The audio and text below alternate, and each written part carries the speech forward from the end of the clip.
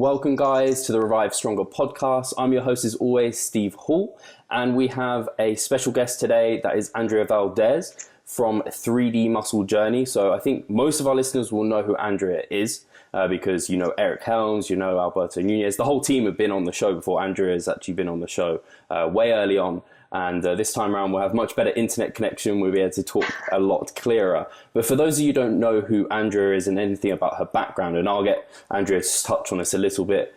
She started off as in gymnastics and cheerleading. So it's part of, I mean, I'm always envious of your amazing ability to squat and your mobility and stuff, and whether or not any of that's kind of attributed to the fact you grew up kind of in those areas, I'm not sure. But she also competed as a natural figure competitor, did a little bit of powerlifting, dabbled in that, and has now been going into grid, which is kind of a combination of Olympic weightlifting and gymnastic-based movement, which is kind of cool and pretty hardcore, very kind of athlete sort of orientated. I know you spend a lot of time training, which is really cool. And of course, you're one of the 5 natural bodybuilding coaches for 3D Muscle Journey. And I think people will also know, and most of our listeners probably have the Muscle and Strength Pyramids, which Andrea actually co-authored with Eric Helms and Andy Morgan. Andy's also been on the podcast. So I think our listeners will want to hear what Andrea has to say. Anything you want to add to that, Andrea? No, that was really good. That was really good. You did it all for me. I like it. No, that's me. He did a great job. Awesome. And well, Andrea and me met when 3DMJ came over to the UK. Only once has happened. I'm sure it's kind of going to happen in the future again, which would be exciting. And Andrea runs the 3DMJ podcast, so probably most of our listeners listen to that. And if you don't, it'll be linked below. And Andrea is a great talker, a great speaker, and she has some really kind of refreshing and very honest views on the sport and areas within kind of weightlifting and things like this. So I definitely wanted to get her opinion on some of those. And one of them was about an article that she wrote about how muscle growth is slow. And it was muscle growth is slow, try this instead. And there was just some great points within that article, which I wanted Andrea to kind of just touch on a bit and kind of bring to our audience's ears. So I don't know where you want to start with that, Andrea, if you want to talk about kind of the pains of trying to grow muscle and kind of the lessons you've learned over the time as being a physique competitor and what's paid off and what hasn't. Oh man. Okay. That's loaded, but yeah, thanks so much for, I don't know, just being so well researched, and not necessarily researching me, but I know you said we met in London, but I know that you had, we online met years before that. So I know that, that you've kind of, we were just talking about before we recorded, you've kind of gone through this too. And I know you just competed, but it takes a really long time to get over the fact that this shit's forever, and I think we get so excited when I say this shit, whatever sport is, if it's powerlifting with strength, if it's physique sport with aesthetics, you're so excited and you want it so early. And no matter how hard you try, it's only going to come so fast. So if your eyes aren't open to the other things that you're getting from your sport on the daily, then you're going to be frustrated for a long time or for years, or you might quit or whatever. So I think that article came from not a frustration, but an overwhelming sense that when you're on the internet and looking at your little Instagram feed, that there's, at least 80% of it's people in the first few years, very excited, posting about the same things over and over, and very, maybe 20%, it's they're in this for the long haul, and you can tell, and they're excited about the grind in the gym every day versus the new PR all the time, or versus the new striations in their glute, or how I'm looking this week or whatever. So I think that's kind of where it comes from. But also personally, it took me years. Like I said, or like you said, I started gymnastics when I was 6 years old. And I feel like I always had this long view of athletics as a whole and progress with getting skills. But when I started doing the whole physique sports stuff in 2011, I think I was a little bit crazy about it till 2015. And I think I've just now in the last couple of years kind of now I'm far enough removed from my last contest prep to kind of understand it all. And that was an attempt at it, I guess. I mean, you touched on so many good points about kind of people getting in kind of, I think it's that mentality when people are in contest prep where everything has to be so precise and on point, and they're expecting visual change almost, I mean, towards the end, like quite frequently, like every other day, like you're seeing new lines come in, you're seeing exciting things happen. But when we get into our off seasons, having that kind of mindset can really hold you back. And I've definitely seen it myself where after my shows, I mean, for too long, I don't want to be looking at kind of, are my glutes like still like, is there still lines in my glutes? Are there still lines in my triceps? And I caught myself a few times after my shows, like a good month or so afterwards. And I was kind of thinking to myself, why am I taking videos of my physique, and why am I doing posing practice and things like this? And I've seen other competitors doing posing practice like throughout their off season. I'm not necessarily saying that element is wrong or they shouldn't be doing it, but I think it can definitely lead people to having a mindset that is very stuck, and kind of, I think part of being a bodybuilder, and I definitely know Eric Helms is big on this, and he spoke about it. He spoke about it, I think, when he first came to the UK and he got quite emotional about it, in that you kind of have to, he's not Eric Helms the bodybuilder, he's Eric Helms like the husband, or and all these other elements before bodybuilding, and then you kind of just let bodybuilding happen on the side. I think some people think that that's kind of him being almost lazy and almost like he's not going to see the best results because he's not doing everything into it. But I think once you've been doing it for a while, you realize actually that's the healthy perspective to have, and that's probably going to lead to better results when you just kind of get stuck into that process. Is that something you see with people? Yeah. And it's, we think optimal. I think most people too know that like in a typical training program, you have rest days, you have deloads, and like, because we know that is better, everyone is okay with that. But I think we forget that there's a need for that emotionally in terms of willpower. You know, if you're treating the world like there's just a certain way you have to treat prep that you can't do that for years on end. Like, you will burn out, you will binge, you will not put the muscle on that you want, you will become a hermit and hate the rest of your life. You will, like, there's so many things that, like you said, it might seem like it's soft to not give it 100% of your attention all the time. In a lot of other sports, it might seem like they are able to do that and we aren't, but it's not that. Like, that is your job, is to learn how to off season, you know? And, it doesn't seem like that. It's not as glamorous. It's not as sexy. It's not as exciting as prep. Like that's the whole thing, right? Is I got addicted to prep for a couple of years. And then when you were able to see things, like you said, weekly or toward, you know, at some point every 2 days you're hitting a new low or whatever. Like, when you get those short hits of success over and over, and then it's like, well, what do you do when those don't come anymore? And not only that, there's a period after your show where it's the opposite direction.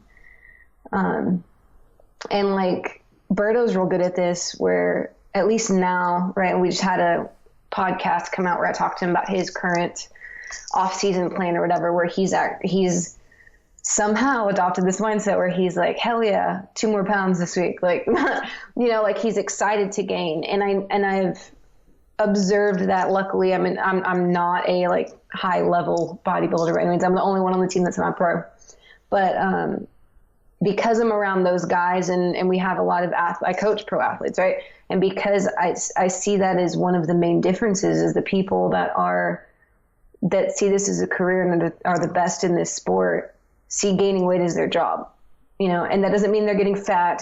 That doesn't mean that they're binging their face off. It's just that they know, if I want to get better next time I'm on stage 2, 3, 5 years from now, I do need to eat because I am an athlete and performance matters for muscle growth. And like, they see it that way. And it's, these are just things I'm learning. But again, I'm lucky enough to have that in with a lot of really, really great physique athletes, that it's, since I've become a coach, I feel like, and been around the guys and worked with higher caliber athletes, it's made me a better athlete, and I haven't even competed the whole time since I've been coaching prep athletes. So it's been cool to see. And I know that you've just gone through that too. So. Yeah, it's actually, I listened to that interview that you did with Berto, and it's actually really interesting to hear, and kind of, it made me think about my approach this past off season. I mean, this past kind of the transition out of my show and how I approached it, and whether at the time I thought I was doing the right thing. And after listening to how Berto approached it and the fact that he's had so much experience with doing it before, I then questioned whether I actually did, because I've got to a point now where I feel very good, and very productive with my lifts and in myself. Whereas I spent probably I feel like maybe I spent too long getting there, and maybe I should have got there a bit sooner. And maybe I hung around at too low a body weight previously to kind of just for the sake of it almost. And I think a lot of competitors, well, maybe not a lot, but some competitors, especially those who maybe don't see as many improvements as maybe they should, they kind of, and I definitely saw this myself, they kind of, and I think you guys spoke about it on your podcast, they look at the off season as an opportunity to almost eat as much as they can whilst staying lean or not gaining weight. And almost I would sometimes see it with myself in that if I increased my calories but my weight stayed the same for a month, I was like, wow, that's a good thing. Like, I've increased calories and my weight stayed the same. Whereas actually, if I wanted to get better for bodybuilding, it would be better for the weight to go up and calories to have stayed the same, or well, both to have gone up would have been the optimal approach, I guess. Yeah.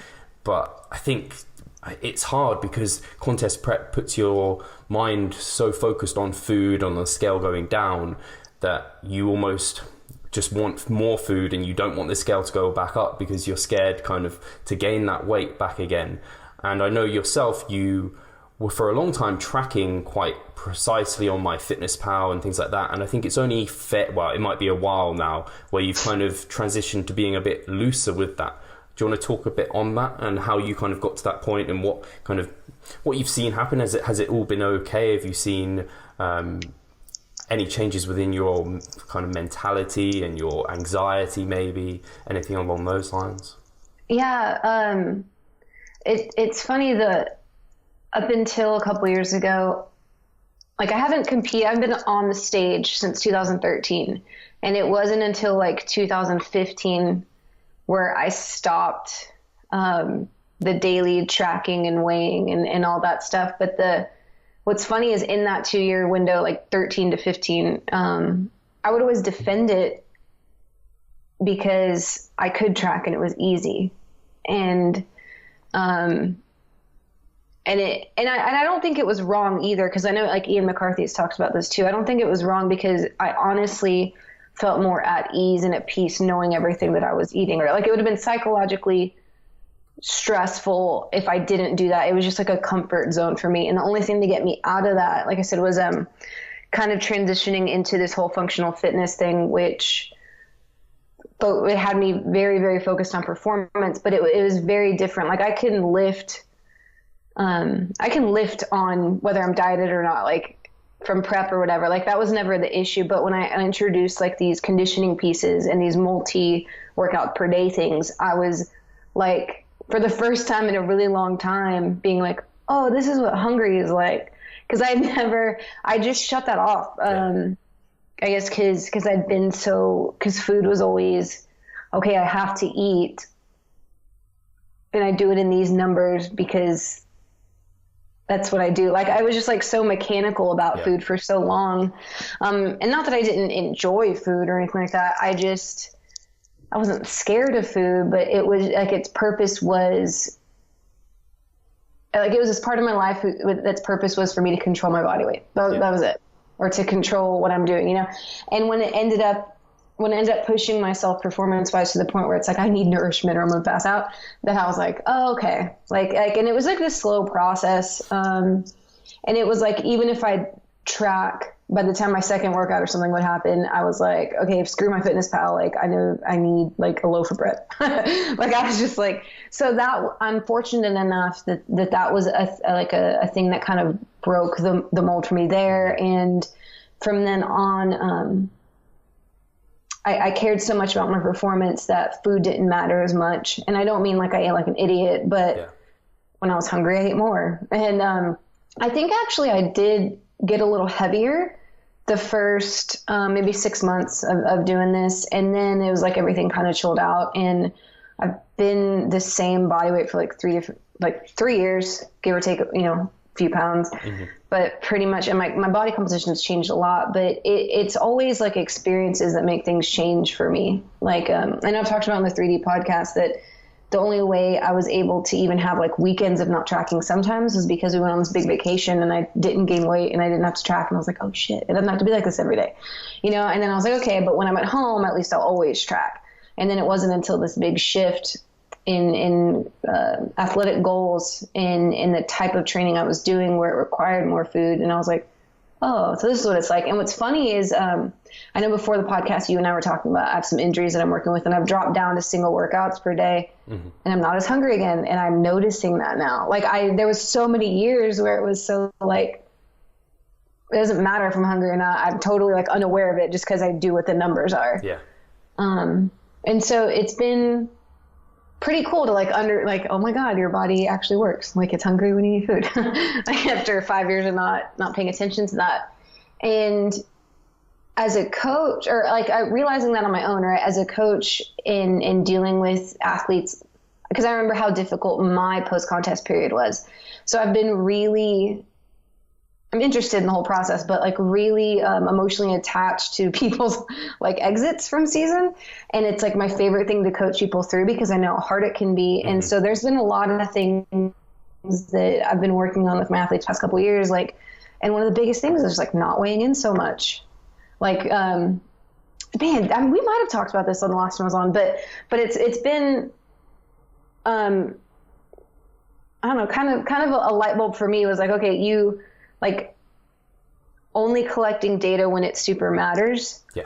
And so that's like the exit thing is like one of the first things I do with the athletes is after you get off stage, you know, we don't weigh in for at least a week. And then when we do, we only weigh in on the days that you've hit your numbers, that you got enough sleep, that you ate dinner at a normal time, that, you know, and so that might be somewhere between 3 to 5 weigh-ins a week as we exit. And then that kind of slows itself down. And then if you're tracking, you know, it starts the same way I started, like when you're out on the weekends or eat out or whatever, mental note it, but don't give me your numbers. I don't want them. They're not what we, you know, so we're just going to see how many. So it's just like more so than weaning people. It used to be like we're walking your food up, but now it's like we're actually walking your habits downward. Right. And that food kind of does its own thing. So that was really long. Sorry. No, that's fine. No, it's good. And I know we did speak on it last time where you kind of talked about not weighing in after kind of eating out because it's like bad data in a sense. It's kind of there's no point weighing in because, I mean, it could be low, it could be high, but it's not going to reflect really what your usual eating habits are. And so it's not really going to provide you good data as a coach or as a client. But a point I really like that you touched on was that you basically talked about kind of individualizing this in that tracking isn't necessarily wrong. And I think a lot of people see the goal, and I don't know if my opinion is this or not, but I don't necessarily know if the goal should be to always eat to intuition. I don't know if some people can even get to that point. And we know, I mean, because your goals have changed, having control of your nutrition, if you are trying to like make the most out of your off seasons and grow as much muscle as possible, potentially is, I mean, you could make a strong argument for having good control of that because your off seasons where you grow. If you get into a kind of lazy approach of not really pushing weight up and making sure that you're getting good, well dosed out protein feedings and things like this, that could fall off. But I think there's definitely a sense of individualizing that because if your goals aren't as serious as you want to go pro as a bodybuilder, or if you've got other commitments in your life that take kind of the helm of that, then you can be a bit looser with things, but you have to know yourself. And I think the transition is key because I'm the same. When I can control things, I control them, and that control provides me a bit more freedom and a bit more kind of, I feel a bit more relaxed when I actually have that control. But during holidays and periods where the control I cannot even have, I then can switch off. And I think the key is being able to kind of dial things down, like you guys always talk about that dimmer switch with flexible dieting. You're not always kind of, you're not turning it all the way on or all the way off. You're just kind of like making it appropriate to the kind of situation and you as an individual, which I think is something that a lot of people don't really remember. They kind of forget the flexible diet, what flexible dieting is meant to mean, I guess. So yeah, I think that's an important aspect to remember when you are especially transitioning out of your show and for a kind of long productive off season, because I think competitors who try and attack their off seasons the same way as they attack their contest preps can sometimes end up having to compete every year. You see that a lot, I think. Feel like they have to be on stage because they kind of, like you said, get addicted to that process. And often their careers can be a bit short-lived because maybe they look worse year to year, or they don't do it as well year to year, or they just eventually dig themselves into that hole. So I think this is where kind of your sentiment of try this instead and focus on these other aspects was just a really refreshing thought. Thanks. I do have a question to lead us on. So where was it? I said I think we could probably have a good discussion on how kind of all these elements and the kind of mindset you need to go into your kind of off-season. Kind of obviously we're focusing on nutrition, we're focusing on body weight, we're focusing on how we're looking when we're in our when we're looking to go in compete. But during our off seasons, when we're trying to build muscle, when we're trying to grow, what sort of kind of, you talked about kind of mindset switches for your clients. What sort of things are you getting them to focus more on? Now they're not focusing on the scale, now they're focusing on other elements. They're not so much focusing on being very precise with every grain of rice on the scale. They're focusing on other things because as bodybuilders, we do have a lot of kind of drive and obsession about things. So we kind of, I think it's good to maybe move these towards other elements. Have you found that with your clients? Yeah, and one of the easiest ones, luckily, right, is the whole powerlifting thing. Like, focusing on strength for a lot of people, that makes a huge difference. Like, it's one of the more obvious things, but trying to get people to realize they are a performance athlete, and that hopefully for some people takes a different space in their brain. For me, that wasn't necessarily enough for whatever reason. Like I did my last bodybuilding season right into a year of prepping for my first powerlifting meet. And it was fun and it was exciting. And it did help a little, but I was still just putting a Band-Aid on the fact that I wanted to be lean still. So, but again, I have a lot of athletes where that is enough. And then another thing that's been useful is if powerlifting is not your thing, is just remembering that, like what Eric said and what you brought up earlier, is that this isn't all you do. Like this, I mean, just a good education and understanding, like physiologically, how fast can I do this? All right, not as fast as I want. Nobody's going to get that shit as fast as they want. So if not, when I'm not doing my job for these, maybe 2 hours in the gym a day or whatever, and eating like a normal human, okay, that's covered. And I literally cannot do anything else. Otherwise I'll either overtrain or my kids will starve or whatever. Right. So if not, then what else can I do? And for some people, that's a hobby, directing their focus on what are all the things you couldn't do in prep. Yeah. So maybe that's fixing some broken relationships. Maybe that is taking art classes. Maybe that is doing martial arts. Maybe that, for me, that was functional fitness. So I think understanding that not only this isn't all you do, but unlike others, like there's some other sports where you can practice more, like very highly skill-based sports. Yeah.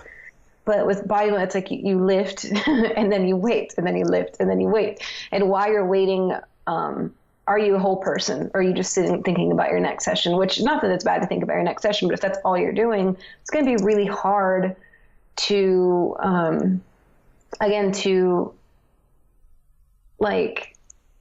have room for growth in other areas, I guess, right? Because unfortunately, right, it's pretty rare that unless you're winning the Olympia, you're not going to fund your life on bodybuilding. So what are other things in your life that you can create for yourself? Getting better at work and all that good stuff. But I think having some type of physical outlet and then creating other goals for yourself would be top priority. And then I think recognizing all the places you can improve still inside the gym is also a fun one for me. Like, it's a time to work on form. It's a time to, learn different tracking methods for your accessories. It's there's a lot of things you can play with if you want to within the same bodybuilding program, or even within the same powerlifting program, either by yourself or with your coach. That there's still a lot of things that you can work on. They're just not as obvious and just not as publicly recognizable. Mm-hmm. But I think I have another article on the 3D site that's like 38 ways to make athletic 38 ways to make athletic progress every day. And it's just a bunch of shit like that. Like, are you, you know, and maybe see it as your job to off season well. Like, you can not play games, but like you can test yourself. Like, if I don't track for a week, what happens? Mm-hmm. Journal about, okay, this is what happened. I didn't like this. All right, let me,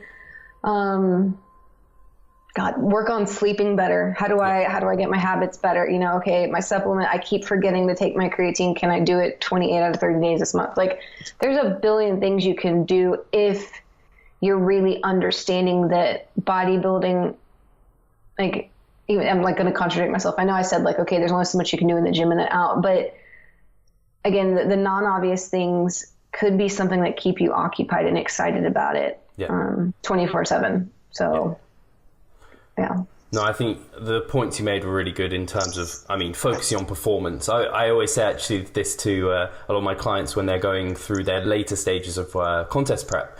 I'm kind of like, they get a bit disheartened. Sometimes they're losing strength. And I'm like, this is kind of acute losses of strength. We're not going to be chronically like down in this gutter. There are reasons we're weak and we know why. Right now, we are a physique athlete, like very like in terms of specificity, you're going to step on stage in like a month's time. So we're no longer a kind of a performance athlete. That's just not what we're about. Whereas when we transition out, you then have that mindset switch towards kind of performance. And I think that's a really good thing because I mean, just everything feels better. Like you get that pump back, you can now recover, joints feel good, squatting, like deadlifting, they all feel nice and productive again. And you start filling out clothes. All of those elements are definitely positives to take on board. And the fact is, you are also eating more, you can be more flexible with your food, and you can be more social. You can go and have those meals out with your loved ones and your girlfriend and things. And you spoke on the 3DMJ podcast about kind of, does bodybuilding make you lonely? And me and Pascal also spoke about that. And I definitely think it can if you let it. But it can also make you not lonely at all. It can just be an additive, like another hobby, like other people have their own hobbies. And you can make kind of keep those relationships, which are really important because there are times where all of us, and Andrea, you were talking about this when we were off air, kind of being injured, and you can't put as much time into the gym. So you have more time for other things. And if you don't have anything else in your life apart from the gym, then you're kind of at a lost cause. So I think it's great to have these other goals. And there are so many things within your off season that you can make sure to tick and make sure you're having a productive off season, because at the heart of it, bodybuilding is quite boring and basic. You need to progressively overload on these movements and get bigger and stronger and eat enough. But you can, within that, use your kind of paintbrush, try different things. Maybe you want to try a bit higher carb, you want to try low fat, you want to try higher fat, low carb, just see how you respond to things. And I think that's exactly what the off season should be used for. So I think that was some great comments and something I want to draw upon from your Twitter feed, actually, because I noticed you make some really nice, you quote some really great quotes, and you have even some of your own. And one of them that really resonated with me, and I kind of wanted to hear you expand on it a little bit, was maybe you don't need to try harder. Sometimes you need to have to try differently. And I just wanted to hear kind of, where did that come from? What spurred that post? Or maybe it's something that you've kind of thought over time. And then maybe we can kind of delve into some scenarios where I think people dig themselves into a hole where that probably wasn't the thing they should have been doing. Yeah, it's that, it brings to mind a couple things. Because when you were talking earlier, it's funny how it's like, it's a paradox, right? Like for bodybuilding, like you said, it's so basic, but then we said there's all these other things. And I said, you only can do this for 2 hours a day, but it's like, well, actually you can do all these other things. And you being like, we're a physique athlete now, but then performance. It's like, there's these paradoxes that we have to, I'd say we have to, but again, in observation of elite athletes in any sport, right? Because I just love the shit out of sports and the whole like athletic idea in general. It's that you're able to carry these two opposing views at the same time. So like, yes, it's basic. I have a foundation. Am I knocking these things out? And then within that, what are all these things I can play with that they matter, but they don't matter like that much to where it's going to knock out my foundation, but all that stuff. And so I think playing and trying and tweaking is always really good. But I think that, I don't know if you noticed too, my Twitter feed repeats itself because it's like literally for everyone, but it's also like for me. So I have this thing that's like, it's like on shuffle, but it's, yeah. So, but with with that particular, it reminds me that there's times when I'm like pig-headed and stubborn and I'm going to make this work. And then sometimes it's like, but fucking why, and do something else. And, or, you know, and those are the times when like it feels like a release, and then everything gets really easy. It's not all the time. Shit gets hard in every area of life sometimes, but sometimes when you feel like you're just banging your head against the wall over and over and over, it's like, okay, maybe this isn't it. Like, why am I not taking this feedback and doing something with it? And I guess in terms of athletics, like, you know, the off season where it was like, I would try to control my eating to the point where my body weight was controlled and I'm making progress in the gym. So I would eat a little more and then my body would move and I'd be kind of pissed off and I'd go back to normal. Okay, so I'm going to train a little harder, and then I'd fuck up some part of my body and then, okay, back off. So it was like I'd always try to make this perfect trifecta work, and this perfect balance of body weight and training and aesthetics. And it's like, when I finally let go of the aesthetic goal, it's hard, you know, when it was like, okay, this isn't an equal important part. It's actually less important than the other two. Then it all actually over the next like year or two played out really well for me. But it was like, I was just trying hard. Like I said, harder and harder and harder. It's like, no, just different, just do something different, and have faith in it too. Cause everything's reversible. And I think we forget that. Yeah. And if you eat that shitty meal and you wake up bloated, like it goes away in a couple of days, like calm down, you know? So I don't know. That's where that all came from, I guess. I mean, but it happens over and over in life though. No, it does. And I think the reason I really like it is because I see it with myself. I see it with a lot of bodybuilders, because we are hard workers. We love grinding. We love pushing hard.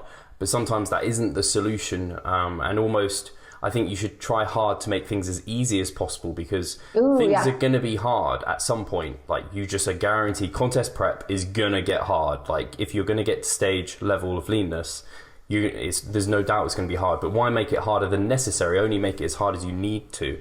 So I think some people end up trying to make it, that it's almost the easier option for them is to make it harder. But actually the harder thing is to pull back. Just like, I think with training, we can talk about it with deloads. Like, people hate doing deloads, but sometimes the deload actually allows you to train harder in future. Same with diet breaks, these sort of things. People are very tempted to skip them, put them away, because that short-term mindset kind of holds them back a little bit. And that's why it really resonated with me. And actually, because you talked about how your Twitter feed repeats itself, and I think I've noticed this, you may have even said it before.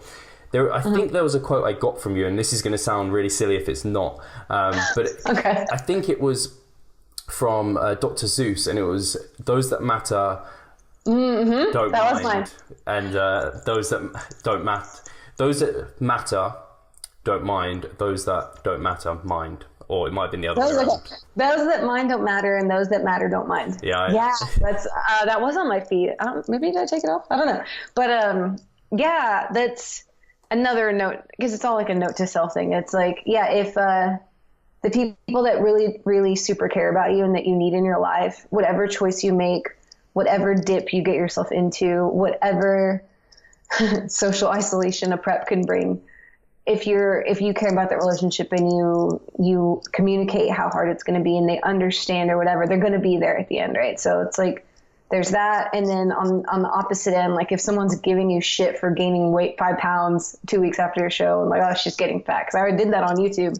Cause I remember I got with, Brandon and I have been together almost 5 years, but we got together during my last prep and everyone, oh, she got a boyfriend and got fat. I'm like, really? But again, those people don't matter. So I don't give a shit.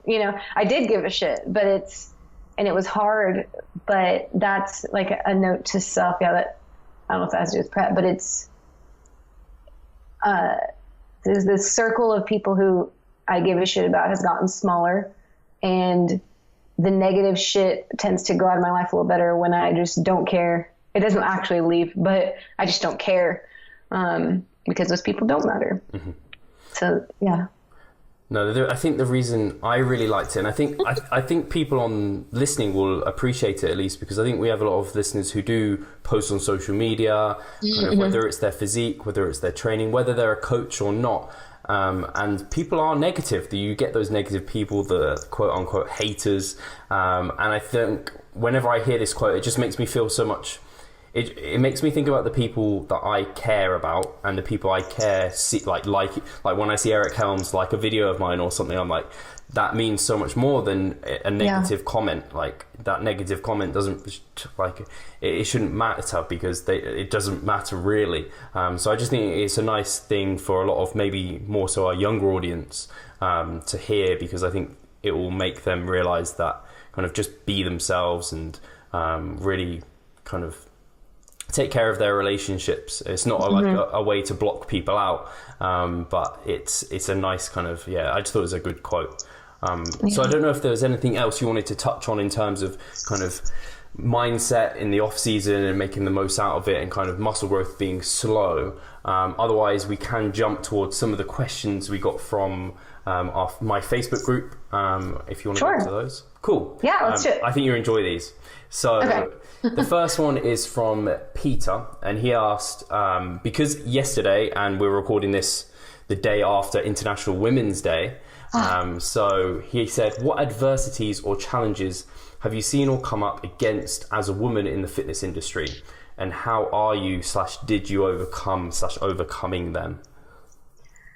Yeah, I get asked this a lot, and I don't think my answer is what people expect, because I know that this isn't the same for everybody, but I've never felt like I was, like being a female wasn't ever a disadvantage. If anything, it was an advantage. So globally, I think a lot of women, like I know of and I hear of a lot of women that do feel a little bit like this isn't their place, or but I've just never felt, I don't know, I've never felt that way, and I don't know if it's because I don't know, I work with such great guys. I work with, the only time I ever felt, I guess, inadequate was not because of my gender. It was because when I was coming on board as a 3D coach, I was the only of a lot of things. Right? I'm the only, like I said earlier, I'm the only one that's not a pro in my bodybuilding career.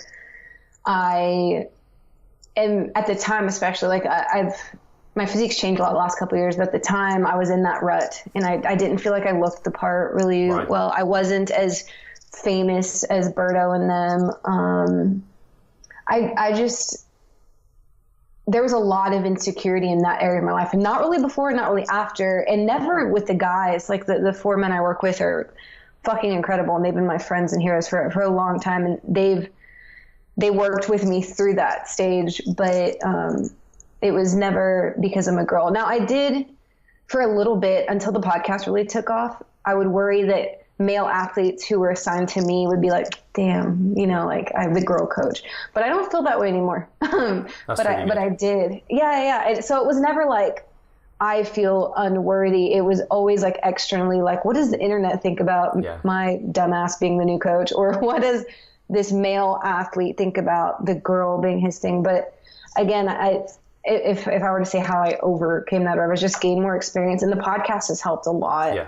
I think because people didn't really know who I was. And so when they're, I could imagine if I was a dude undergoing this very seemingly masculine sport and this undertaking of looking the shreds, and my coach is like this little girl. Like, I don't know. But again, I don't feel that way anymore. And I guess the overcoming was just putting my head down and doing the best job I could do.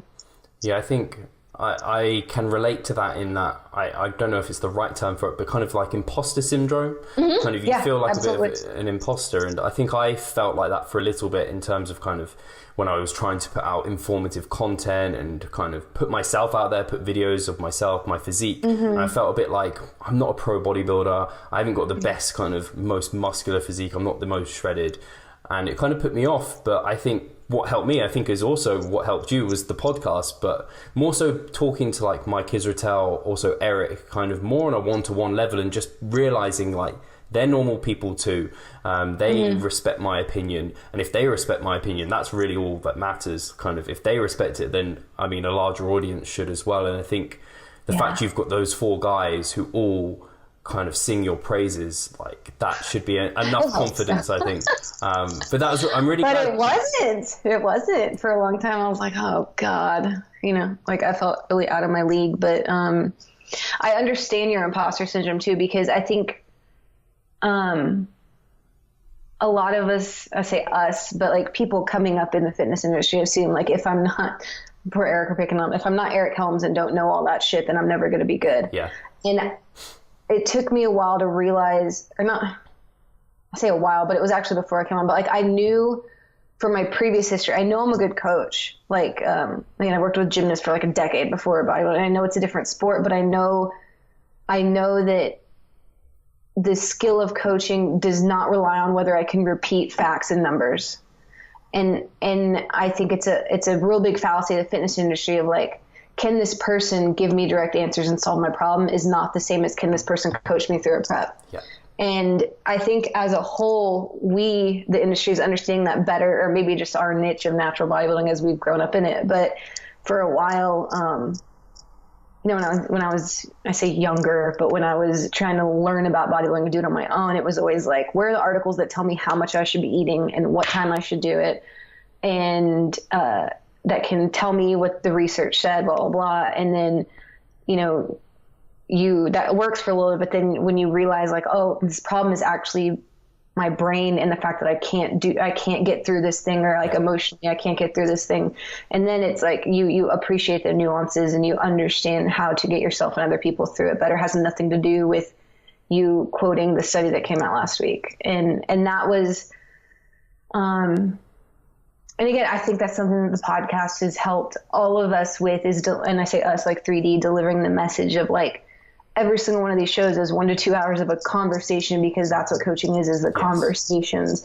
And I was always, again, scared if someone would ask me a question and I didn't have the quick rebuttal with the citation like Eric does, So yeah, imposter syndrome is definitely a thing that I felt.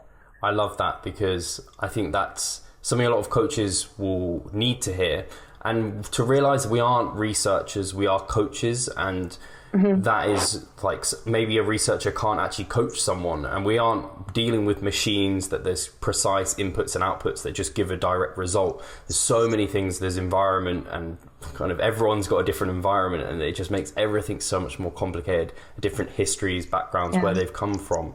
And it is difficult, because it's kind of, sometimes you feel like you do need to provide those facts, those figures and things. And you're like, why would anyone come to you as a coach as opposed to like Eric Helms, who knows so much stuff? But I mean, Eric Helms can only coach so many people, but there's also the fact that he might not be the right coach for you.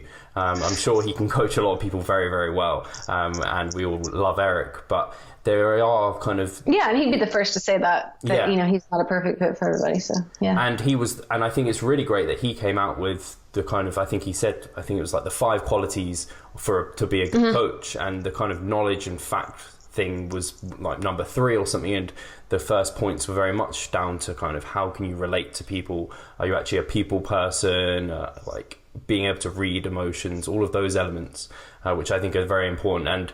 And I think I realized where imposter syndrome came, because one of the other questions was, when you first started with 3DMJ, did you feel kind of that imposter syndrome? Yeah. And part of that question, so you spoke about it, and then he did also ask kind of from that experience, what would you pass on to others? Kind of what, apart from kind of the confidence that the team gave you, is there anything else that you could draw upon from that experience that kind of helped you?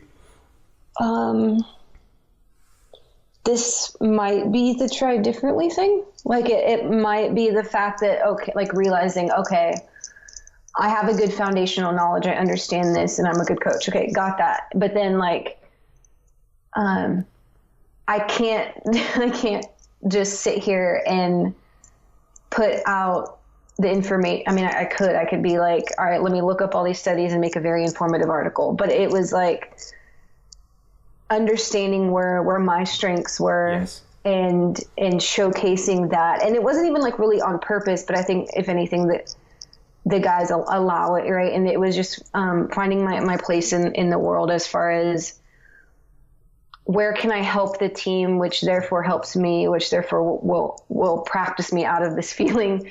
And I think the podcast was a really big deal for all of us, I think, but especially me, because I like used my newbie, whatever, to help all of us in the best way that I could. And that was like, yes, the guys made YouTube videos at the time. Yes, Eric would come up with his occasional once a year epic series, right? And yeah, and yes, they have blogs and all this stuff, but like knowing them on a personal level and knowing all the best shit I've gotten from them for the years of my life was our conversations over dinner or backstage at a show, or like there's so much more. And I'm like, okay, if I'm not in a comfortable position to be like, this is what I think, what I could do is have conversations, because I like talking and being like, what do you guys think?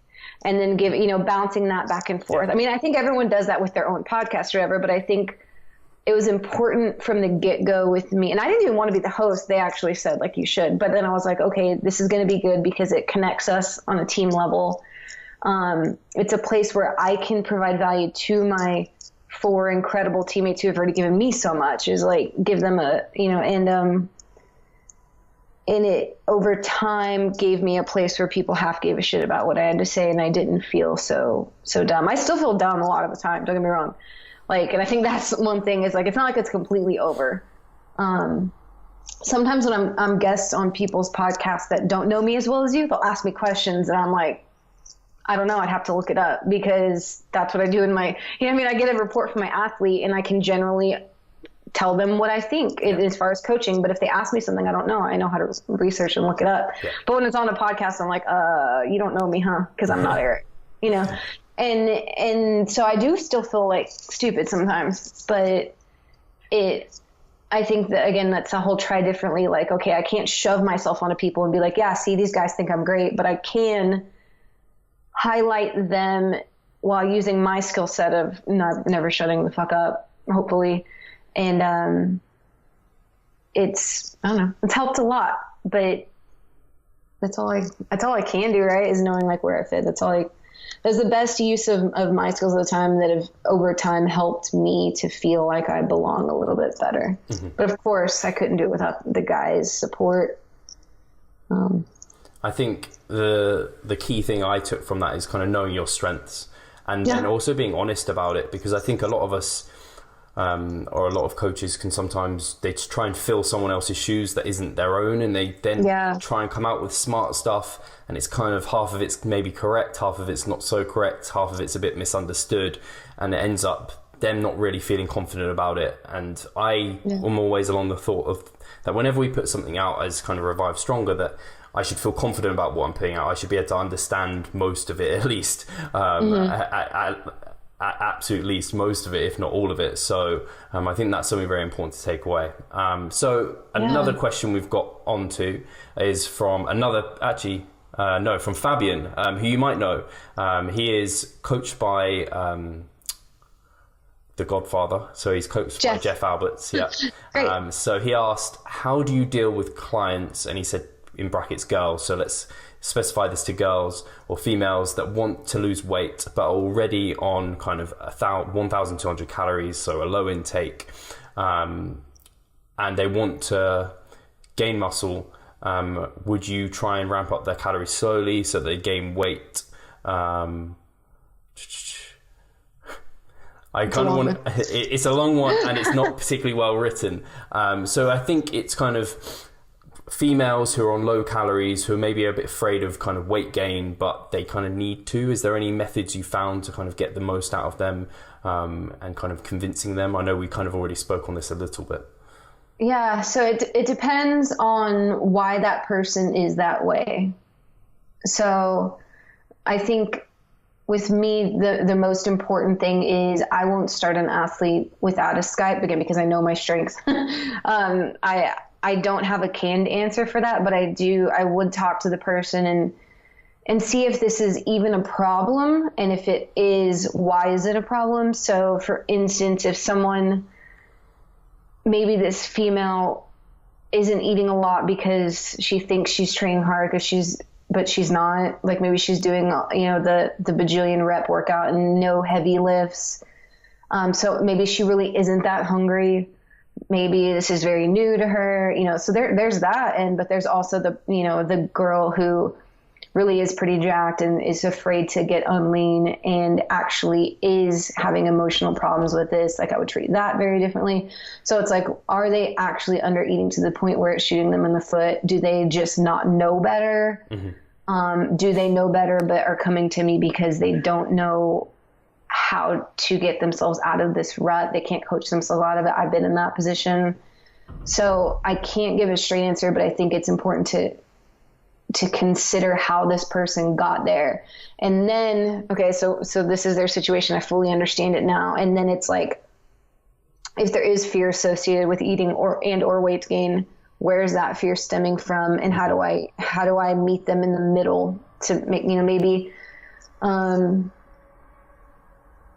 maybe they're scared to get bulky versus scared to get fat. Okay. So like, how do we talk to them about this week after week to get them to kind of buy into what I'm saying? Do I need to maybe, do they not believe me at all? Do I need to send them some articles, some videos as assignments and be like, what do you think about that? Or do I need to just say, how much do you trust me? Oh, a lot. Okay, we're going to do this. Can I get a 6-month investment from you of not feeling amazing?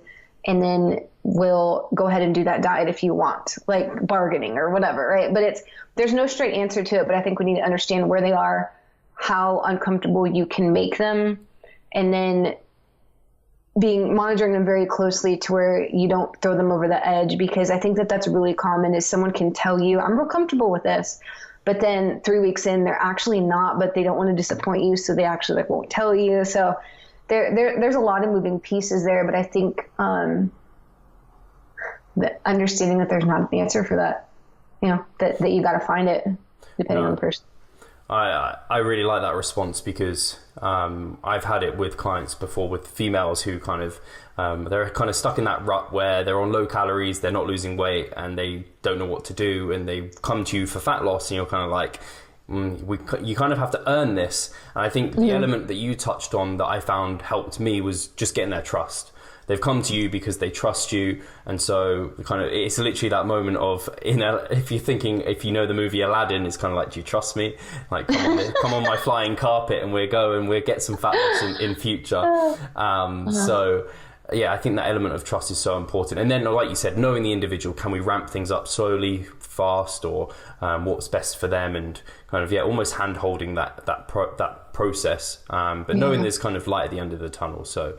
And what they're doing isn't working. So that's always a good one to throw out. So another question that we've had come through was from Justine Forbes.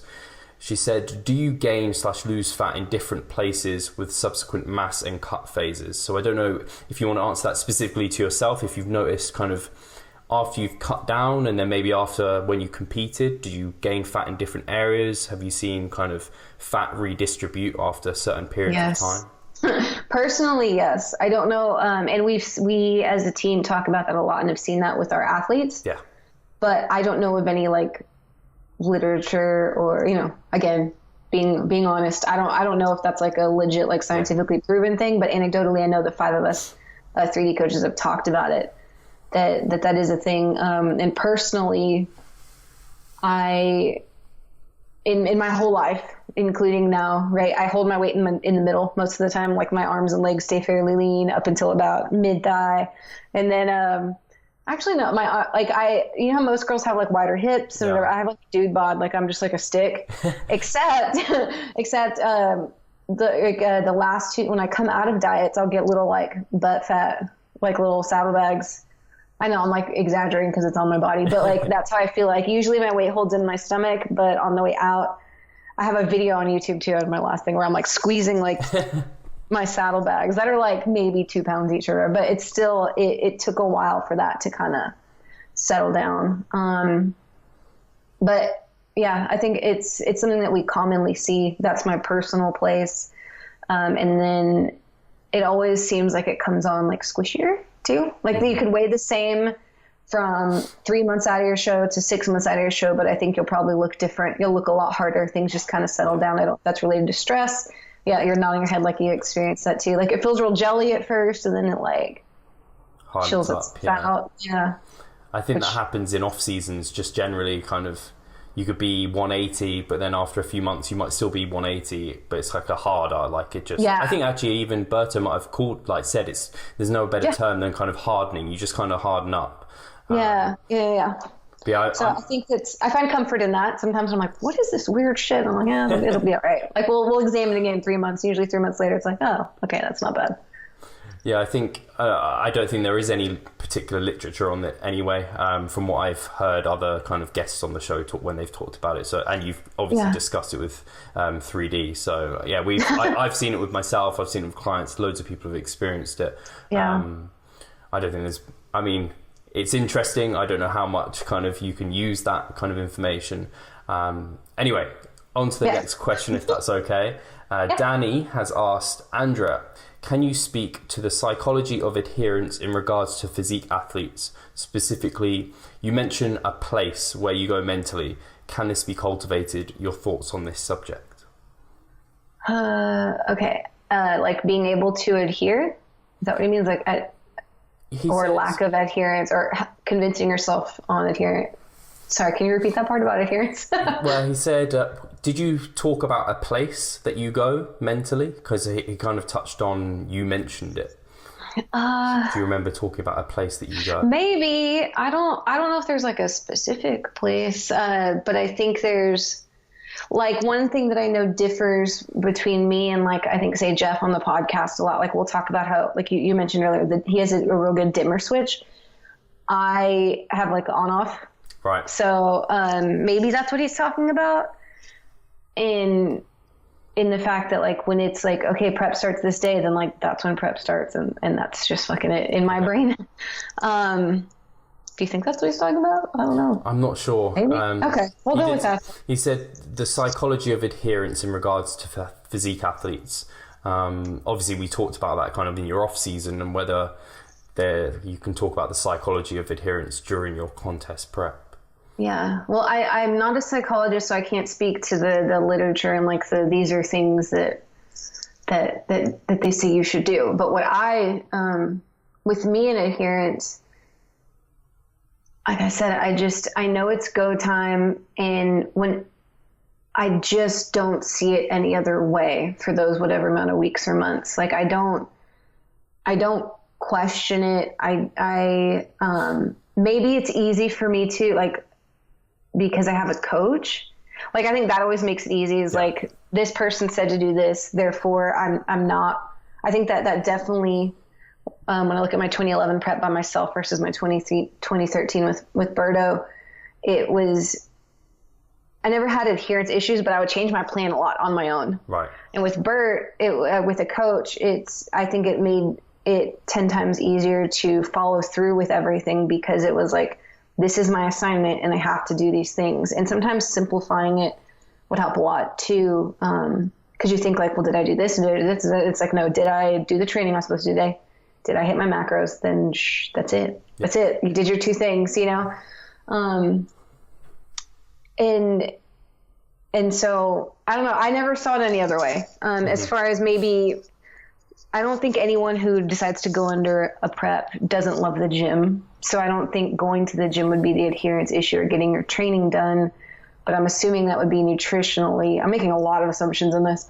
And then in that case, I just have there's a lot of things that I know you guys are writing about, you and Jacob, about like tactically, how do I stave off hunger?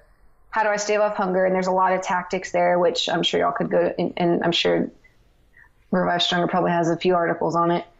And if not, there's a book on it soon. But then there's also like the strategies of like, I don't know. I always tell myself like it's a few hours. Like there's people starving. Like people don't eat for days. Like I can do this. This is not a problem. Like this is temporary. Yeah. I'm going to eat again in so many hours. Like go make yourself busy. Shut up. Like, I don't know. I'm pretty good at like cutting myself off in that way. Mm-hmm. I don't know if that answers any of it. No, I think it was a very open question, so I know the answer's totally appropriate. And okay. I think something you're good at is kind of having that perspective, and keeping that perspective is so important when you're in prep. It's like you said, there's people going through harder, worse things, like you're choosing to do this. Like, keep that in mind. Like, you can choose not to do it, so make that choice. And I think, and actually this will touch on the last question as well, like having a good reason for why you're getting into it. I think that's a good thing, because then you can always come back to kind of your why, like why are you doing it? Because you want to prove something to yourself, or whatever it might be. But Theodore Basha actually asked, and this will be our last question, was what triggered you to get into kind of the sport of physique, competitive like physique sports in the first place? He kind of touched on a lot of females seem to have like a bit of a screwed up idea about like what looks bulky and all of these sort of concepts, and he just wondered what made you want to get into it? What was your why, I guess? It was the hardest thing I could do at the time, or I could think of doing at the time. So that says a lot about you. Like, athletically, the hardest thing I could think of doing. Because like you said, I did gymnastics and I cheered all the way through college. And actually, I was in grad school. I was like 26, 24, 5, 6 years old or something like that. And even though my eligibility as a competitive cheerleader at school, like, ran up in undergrad, there was luckily within like an hour of where I lived and where I was in grad school, there was a adult cheerleading squad competitively. So I was still competing in something up until I was like mid-20s.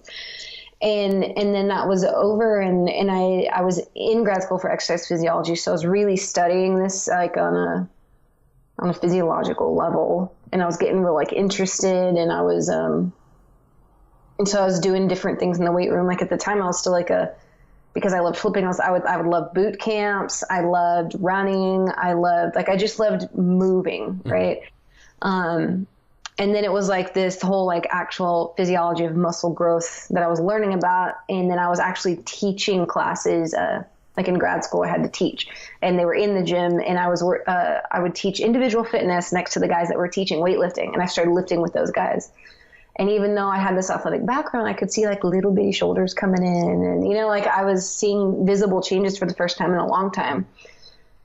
And it was exciting. Mm-hmm. And, I was also fortunate enough that one of the PhD students, who's now a professor, Chris Foss, Dr. Chris Foss, he was a client of Lee Norton's, and I was, yeah. And I saw him go through being like this. I mean, he's giant anyways, but I think he's probably close to 200 pounds on stage. I don't know, he's a big dude. Wow. But he was like from a giant, thick power lifter to like a shredded pro. He completed with that year with Berto and Jeff on stage, and I didn't know who they were yet. Oh, wow. Yeah. And it was like, I saw that, and I was just like getting real interested in stuff. And so then when I heard that Chris's coach was the guy that I saw on bodybuilding.com too, was Lane, And so it was like this whole like year of like, this is so cool, I want to do it. And then I actually went into Chris's office, and I was like, tell me everything you know about this figure stuff. And he was like, tell me all this great stuff, and I'm doing this other show in October, and then you should totally do next year. And I'm like, wait, there's one in October. And this was like 12 weeks from now, and I barely just started getting most of this. And I was like, I'm going to do this show. And so I did it. And then it was like, whatever from there. But it was just like this weird, like frenzy of learning and curiosity, and like, I can do it. And, I get real stupid like that, where I'm like, I fucking decided, so we're doing it. And it was like a total disaster, starvation prep, like ruined my life, but the best thing ever, right? Because I wouldn't be here without it. So, I just wanted to compete in something that seemed really, really hard. That was it. And then I got obsessed, and then you get the attention from looking different. And then it's like, and that's the story from there. Cool. No, I think that's fair enough. I think I've heard that slight story before, but it's cool how it's a small world, natural bodybuilding, when you think about it, how all of that can happen in such a small time frame. But so that is the last question I have for you, Andrea. Thank you so much for coming on and having a chat. I really appreciate it. I want to make sure everyone can kind of find more about you. I know we kind of mentioned it. You have your own podcast, the 3D podcast, and you have your own website, obviously. Are these the best places people can catch you? Yeah, for sure. So my personal site's andreavaldez.com. It's just things I collect. And my podcast is probably some people that your listeners might know, but we don't talk about fitness necessarily. Sometimes we do. I just talk to my friends. And then 3dmusclejourney.com is more so, I think, what your listeners would be stoked to read more about. We have a weekly podcast, like you said. We each of the coaches write at least one article there per month, like blog article. And then we also have the 3DMJ Vault, which is 3dmjvault.com, a collection of like little video courses. Some are free, some are paid, but you can get at least part of all of them for free. And we release something there about every month or so too. So those are Amazing. Our sites. Yeah. I'll make sure they're all linked below, and I definitely recommend checking those out. And thank you. I just appreciate you coming on, and I appreciate all the listeners and the questions coming in. So cheers, guys. We'll catch you soon. Yeah. Thanks, guys.